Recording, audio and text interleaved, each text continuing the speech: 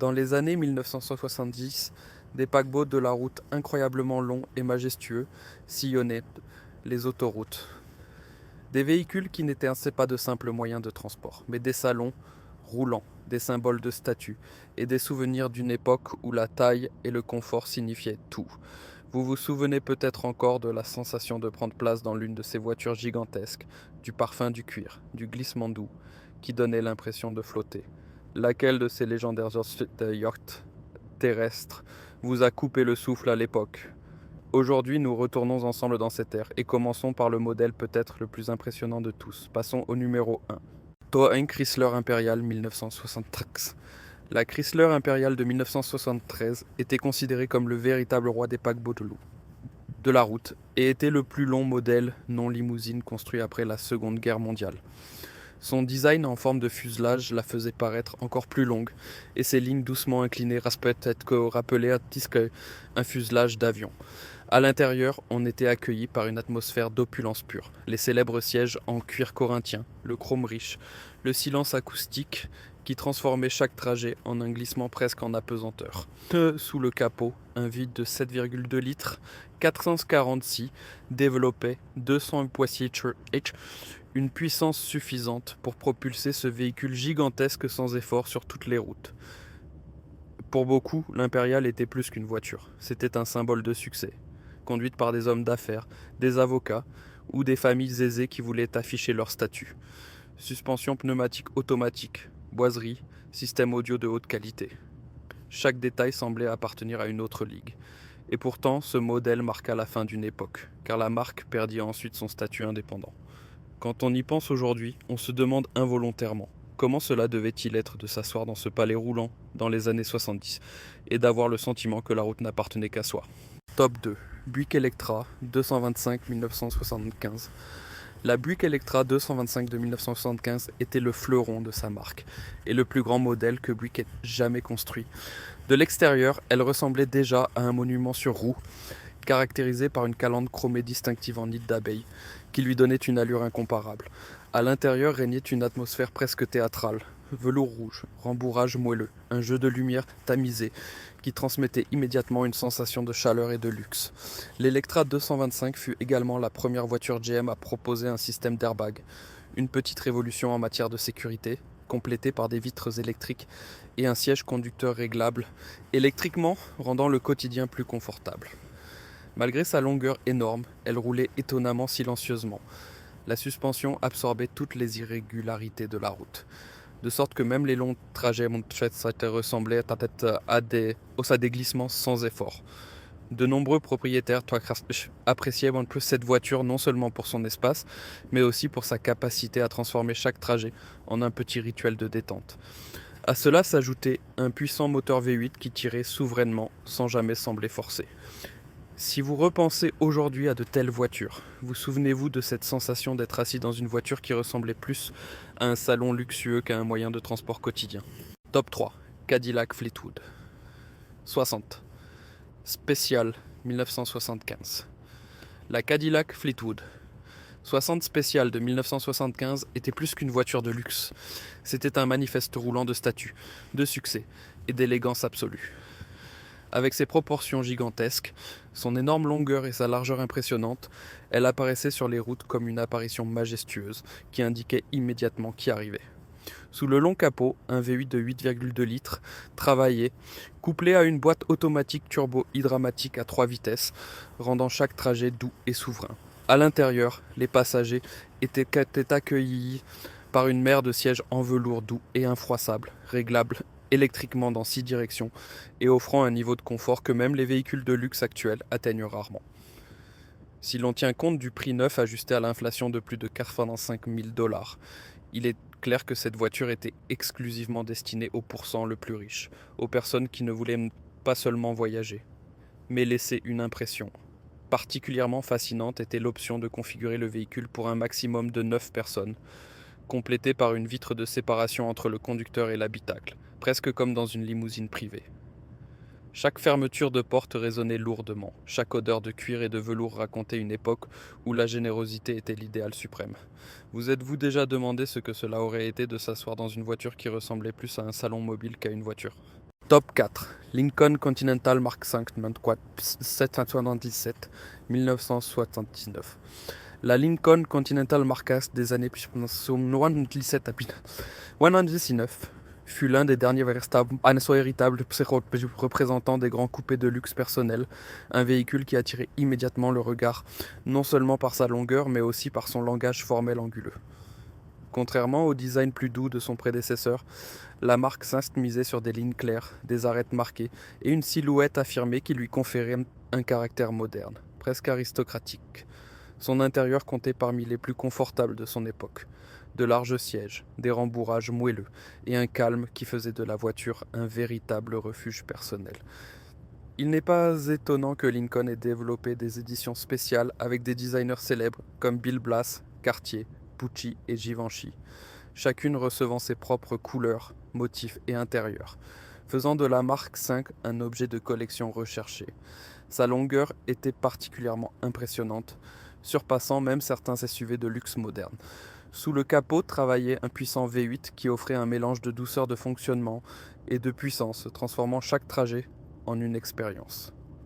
De nombreux propriétaires appréciaient non seulement les performances, mais aussi la sensation de rouler avec un véhicule qui reflétait leur personnalité.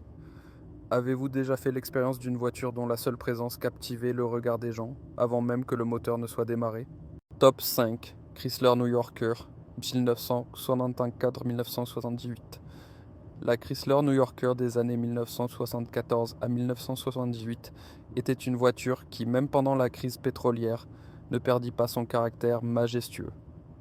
Alors que d'autres constructeurs commençaient à utiliser des pièces en plastique et des formes plus sobres, Chrysler s'accrochait à la calandre chromée classique et brillante qui conférait au véhicule une élégance intemporelle. La New Yorker dégageait calme, stabilité et style, des qualités recherchées par de nombreuses personnes qui ne voulaient pas se laisser guider par les tendances éphémères. À l'intérieur, elle offrait au choix des sièges en velours doux ou en cuir de haute qualité, un espace généreux et une suspension qui absorbait presque entièrement les irrégularités de la route. Chaque trajet donnait l'impression d'une douce promenade dans un salon de première classe, accompagné du son feutré du moteur V8, qui avait suffisamment de puissance pour déplacer la grande masse avec aisance. Les propriétaires de ce modèle étaient souvent des professionnels établis, qui accordaient de l'importance au confort, à la fiabilité et à une certaine élégance conservatrice. La New Yorker apparaissait également souvent dans les films et séries de l'époque et incarnait l'image d'une voiture luxueuse et fiable. Si vous regardez en arrière aujourd'hui, quel souvenir une telle voiture évoque-t-elle en vous ? Peut-être la pensée d'une époque où la conduite automobile était encore un petit rituel de plaisir ? Top 6. Cadillac Coupe de Ville, 1975. La Cadillac Coupe de Ville de 1975 était une voiture qui non seulement promettait le luxe, mais le célébrait de manière visible. À l'extérieur, le grand toit en vinyle sautait immédiatement aux yeux, conférant au véhicule un caractère élégant, presque solennel. Les feux de virage distinctifs aidaient le conducteur à manœuvrer ce puissant coupé en toute sécurité, même dans des situations étroites. À l'intérieur, la coupe de ville offrait une sélection de matériaux carrément somptueuse. Au choix, du cuir souple ou du velours à motifs, de larges sièges, d'épaisses accoudoirs, et tellement d'espace pour les jambes que chaque trajet devenait une petite excursion dans le monde du confort. Sous le capot travaillait un puissant moteur V8, qui avait suffisamment de puissance pour faire glisser le grand coupé en douceur et sans effort sur les routes. Pour de nombreux acheteurs, ce modèle n'était pas seulement un moyen de transport, mais un style de vie. Les couples réussis, les hommes d'affaires ou les individualistes soucieux de leur style appréciaient l'alliance du luxe et de la sensation d'un coupé sportif. La palette de couleurs allait des tons discrets, aux nuances vives, presque extravagantes, complétées par différentes variantes de toit en vinyle. Vous êtes-vous déjà demandé ce que cela aurait été d'arriver avec une telle voiture par une chaude soirée d'été et d'attirer tous les regards ? Top 7. Dodge Monaco Wagon, 1976. La Dodge Monaco Wagon de 1976 était un véritable tuyau d'initié parmi les grands breaks de type paquebot de la route et est aujourd'hui considérée comme une pièce de collection rare. Moins de 6000 exemplaires ont été produits, ce qui conférait déjà à cette voiture gigantesque une certaine exclusivité à son époque. Son intérieur surprenait par d'élégantes boiseries qui lui donnaient une touche de luxe inattendue. Quelque chose que l'on attendait rarement d'un break de cette époque.